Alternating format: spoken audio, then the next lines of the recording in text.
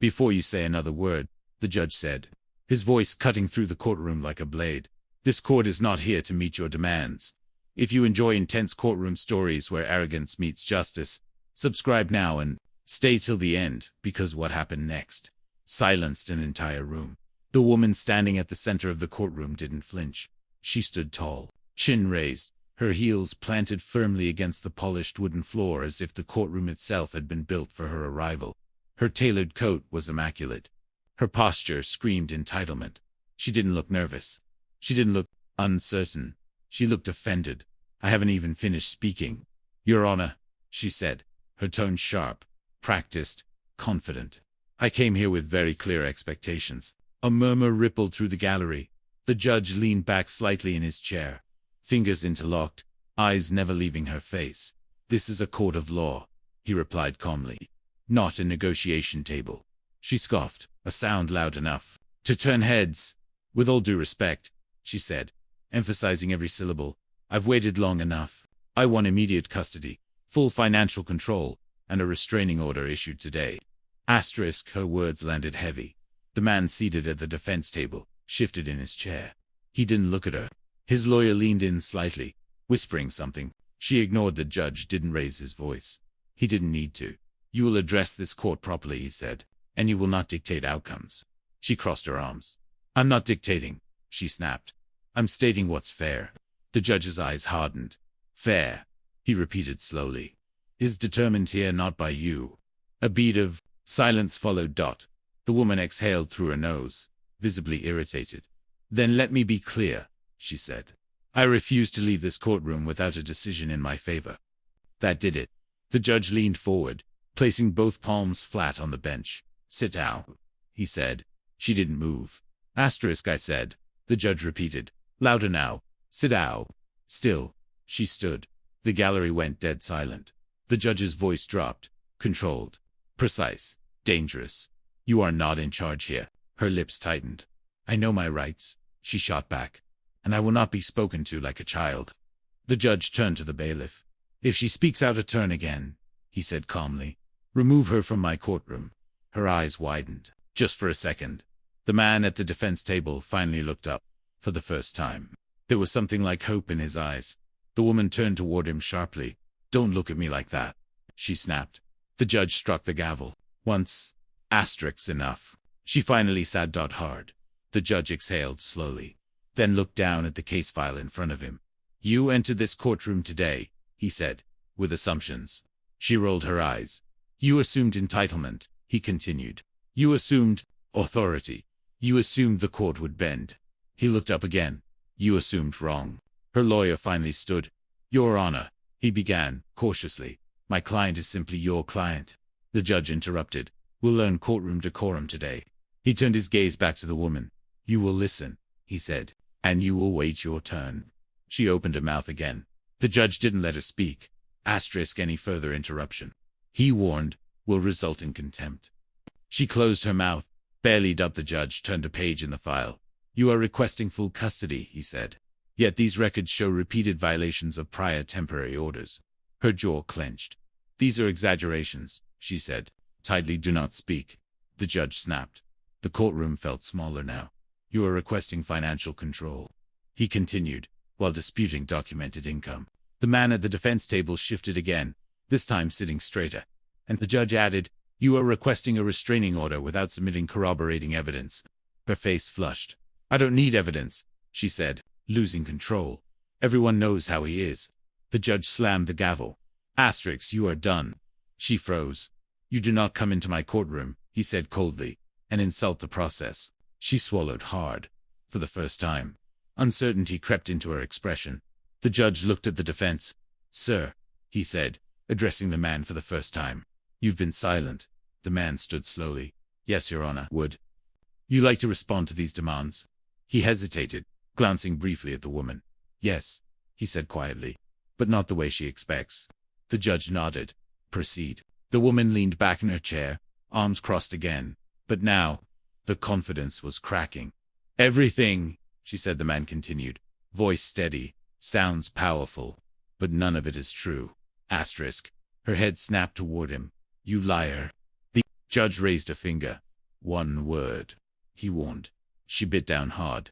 The man took a breath. She came here demanding control, he said, because that's what she's used to. Her lawyer whispered urgently to her. She ignored him. She thinks loudness equals strength, the man continued, and fear equals respect. The courtroom held its breath. But this court, he said, looking directly at the judge, is the first place she's ever been where that doesn't work. The judge didn't react. Not yet, but his eyes told a different story. Asterisk. And the woman knew it. For the first time since she walked in, she realized something was slipping. Not the case, not the argument, but control. Asterisk. The woman laughed under her breath, a sharp, dismissive sound that echoed louder than she intended in the silent courtroom. This is unbelievable, she said, shaking her head. He's rewriting history. The judge's eyes flicked toward her instantly. You were warned, he said. She lifted her hands in mock surrender. I'm just responding to lies, Your Honor. You are responding out of turn, the judge replied. That distinction matters here. Her jaw tightened, but she said nothing. The judge turned back to the man. You may continue, he said.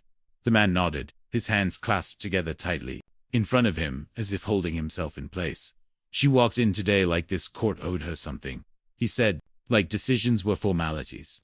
He paused, then added carefully, that's how she's always treated authority. The woman leaned forward suddenly. Oh, please, she snapped. You're acting like some kind of victim. Asterisk. The judge didn't raise the gavel this time. He didn't need to. Madame, he said quietly, you are moments away from forfeiting your right to speak at all. Silence. The man continued. She keeps saying she wants what's fair, he said. But fairness has never been the goal. He looked straight ahead, not at her. Control has. Her lawyer finally stood, unable to remain seated any longer. Your Honor, he said carefully, this characterization is inflammatory. My client sit, the judge said flatly. The lawyer hesitated. The judge looked at him now. The lawyer sat. A ripple of tension moved through the gallery. Asterisk. The judge folded his hands. Mr. Client, he said to the man, you are making serious claims. Yes, Your Honor. Then this court will hear facts, the judge said. Not impressions. The man nodded. Understood. He reached into the folder in front of him. I was prepared for this, he said quietly. The woman scoffed again. Prepared, she said. You don't even have a lawyer. The judge's eyes snapped to her. That will be your last comment, he said. She opened her mouth, closed it. The man pulled out a document and held it up. Not theatrically, not triumphantly, just steadily. Asterisk. This, he said, is a copy of the temporary custody agreement issued 18 months ago. The judge glanced down. I see it, he said. Proceed. That order, the man continued, required mutual consent for any changes in visitation. He paused, and it required communication through the court-approved app. The woman shifted in her seat. She blocked me, he said simply. Repeatedly, her head snapped up. That's a lie. The gavel struck once. Enough, the judge said. The man placed the document on the bench. I submitted messages, he said. Time-stamped, unedited. The judge turned to the clerk. Do we have those? Asterisk. Yes, Your Honor. The clerk passed the tablet forward. The judge scrolled slowly. The courtroom waited. The woman's fingers drummed against her armrest. Faster now. Multiple unanswered requests, the judge said aloud. Documented. He looked up. Madame, he said, did you block communication? She straightened. I protected my peace, she said. And my child. That was not the question, the judge replied. She exhaled sharply. Yes, she said. I blocked him. Because he was manipulative. The judge nodded slowly. And you believed you had the authority to override a court order? I believed, she said defensively, that my judgment mattered. Asterisk. The judge's voice cooled. Your judgment does not supersede this court. The man took a breath. There's more, he said. The judge gestured. Continue. The man slid forward another document. During the same period, he said, she filed multiple emergency motions. The woman smirked faintly, because there were emergencies. The judge glanced at her. Do not interrupt, he said. The man continued. Each motion claimed urgent risk, he said. Each was dismissed. The judge scanned the file. Dismissed for lack of evidence. He read. Asterisk. The woman leaned forward again. You think danger always comes with paperwork? She snapped. The judge looked at her for a long moment. No, he said. But false urgency comes with patterns. The word hung in the air. Patton, the judge, turned another page. These motions coincide with scheduled visitation, he said. The woman's face flushed. That's coincidence, she said quickly. The judge raised an eyebrow. Coincidence? He repeated. 6 times. The courtroom felt tighter, hotter. The man's voice remained steady. She didn't come here today to ask, he said. She came to demand. He paused. Because she's never been told no. The woman shot to her feet. That is outrageous. The gavel slammed down hard. That's it, the judge said. The bailiff stepped forward. Sit down, the judge ordered. The woman hesitated, just a second too long. The bailiff moved closer. She sat. The judge leaned forward now, his patience visibly thinning. You entered this courtroom assuming the loudest voice would win, he said. She clenched her fists. This is biased, she said through her teeth. The judge didn't react. Asterisk. This court, he continued, responds to restraint, evidence, credibility. He turned to the man. Do you have anything further? The man hesitated. Yes, he said quietly. But it's difficult. The judge nodded. Proceed. The man looked down at the papers in front of him, then back up. She keeps saying she's protecting our child, he said. But protection shouldn't look like erasure. The woman laughed sharply. You erased yourself, she said. By being weak. The judge stood abruptly. Enough, he said, his voice now unmistakably angry. You will not demean this court with personal attacks. He looked at the woman. You came in here with demands, he said. But what of seeing his disregard? Asterisk. She shook her head in disbelief. This is unbelievable, she muttered. The judge sat back down. What's unbelievable, he said calmly, is how confident you were that none of this mattered. The man took another breath. There's one more thing, he said. The judge nodded. Say it. The man slid forward a final document.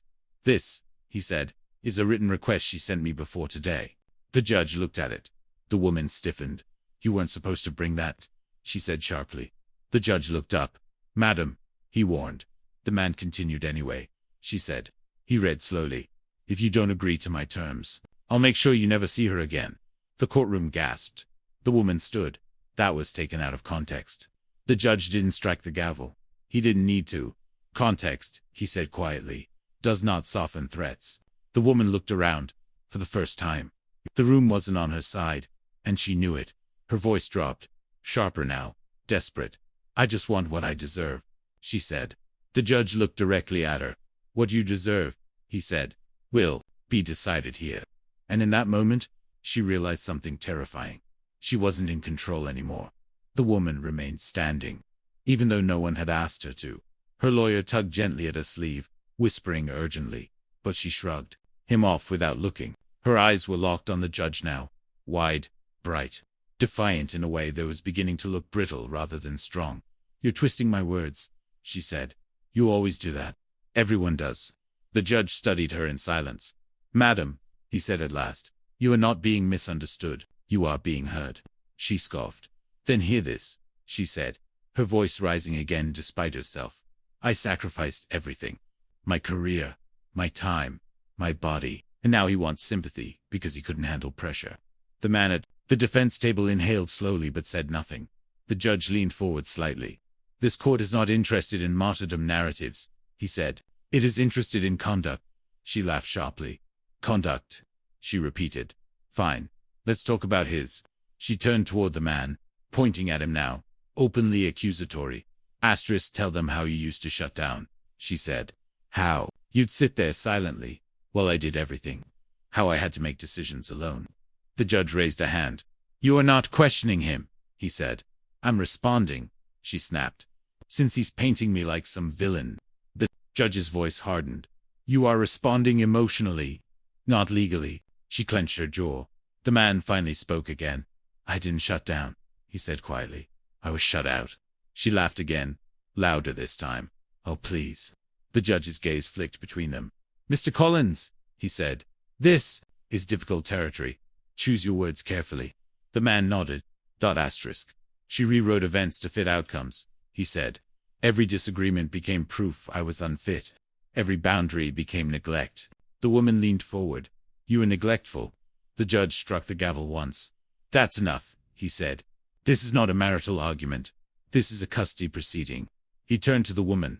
You have repeatedly framed unilateral decisions as necessity, he said. But necessity does not excuse exclusion. She opened her mouth to respond. The judge didn't let her.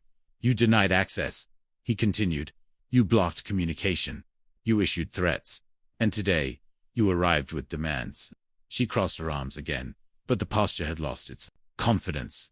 I arrived with clarity, she said. Someone had to. The judge exhaled slowly. Clarity, he said. Without accountability. The courtroom felt frozen. The judge looked down at the file again. I want to address your request for immediate custody, he said. On what basis do you believe this court should grant it today? She straightened, as if relieved to be back on familiar ground. Stability, she said quickly. I've been the consistent parent. The man's head lowered slightly. And control, he murmured.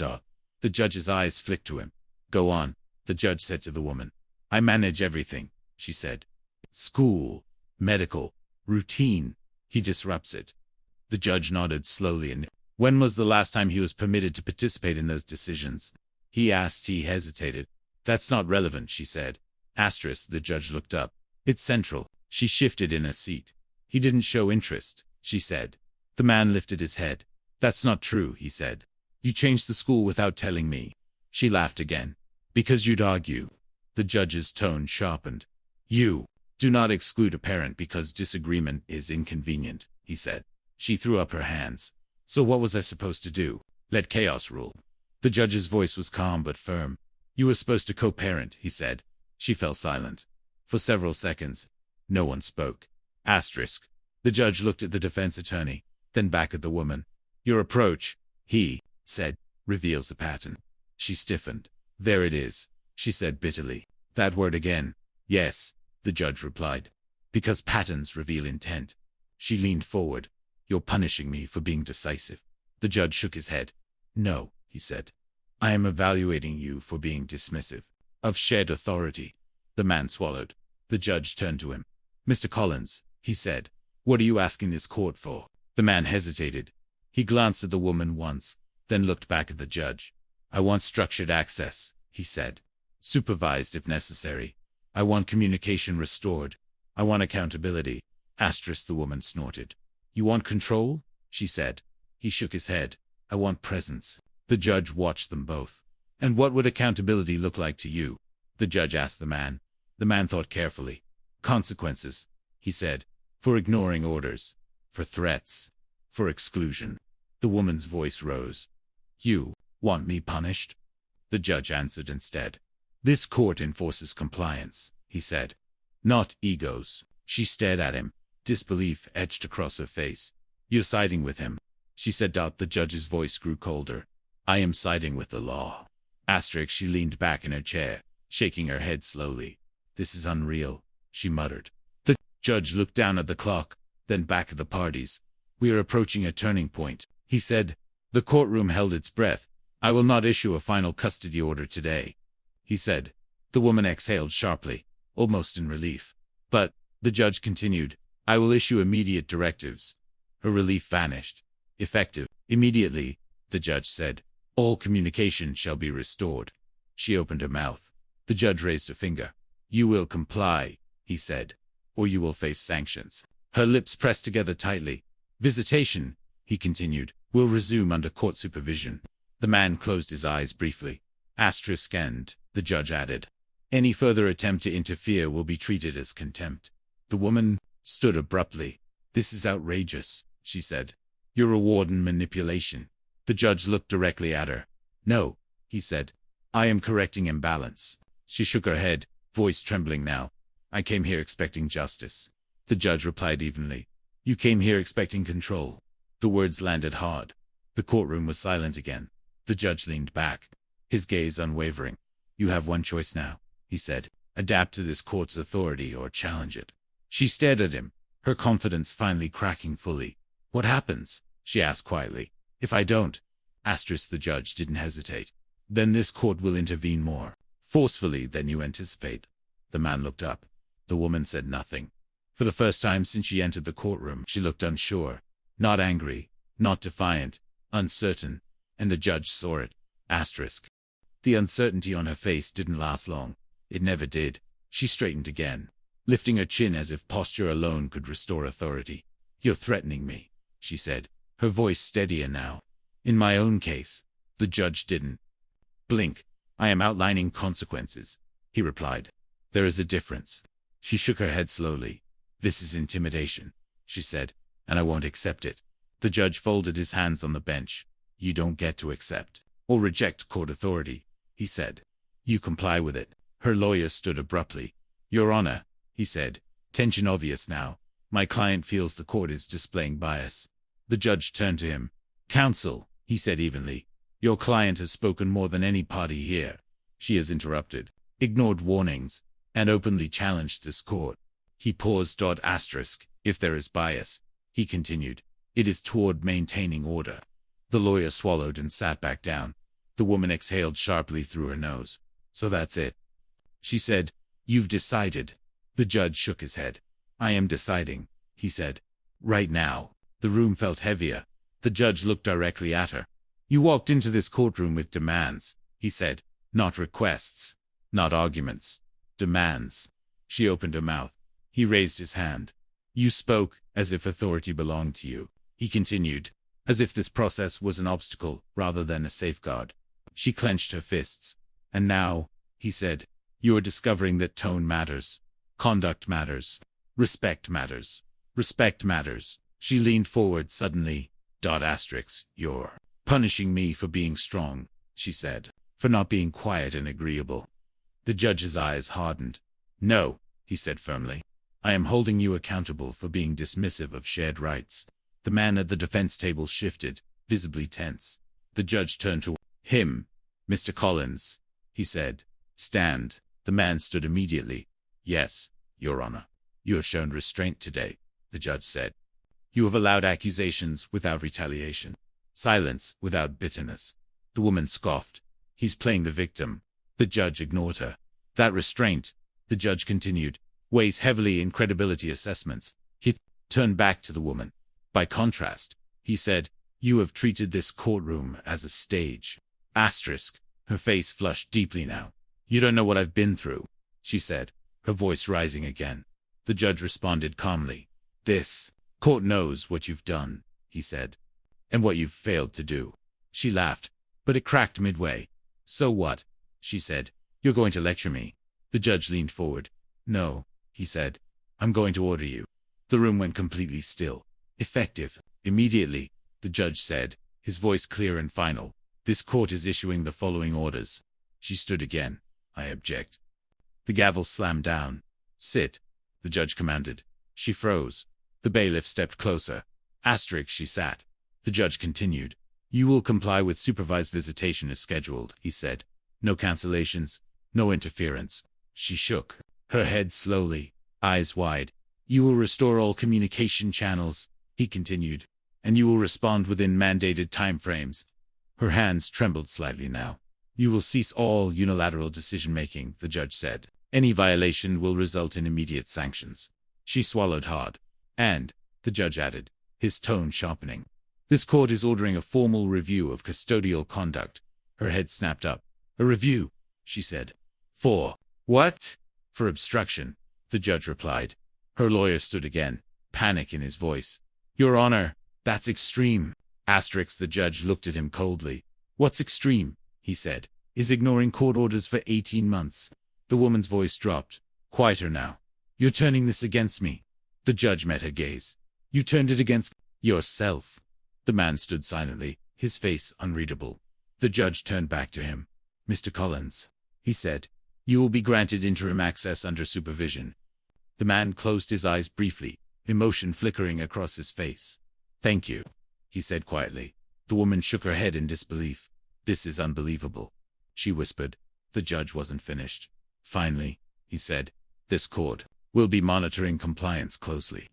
He paused. "And if further attempts to control, intimidate, or obstruct occur," he said, "this court will not hesitate to modify custody arrangements."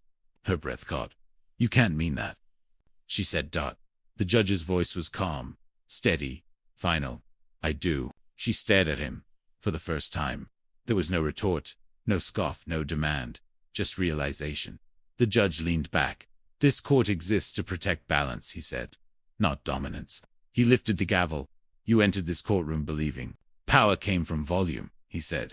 Today, you learned it comes from restraint. The gavel struck. Asterisk, this court is adjourned. The sound echoed through the room.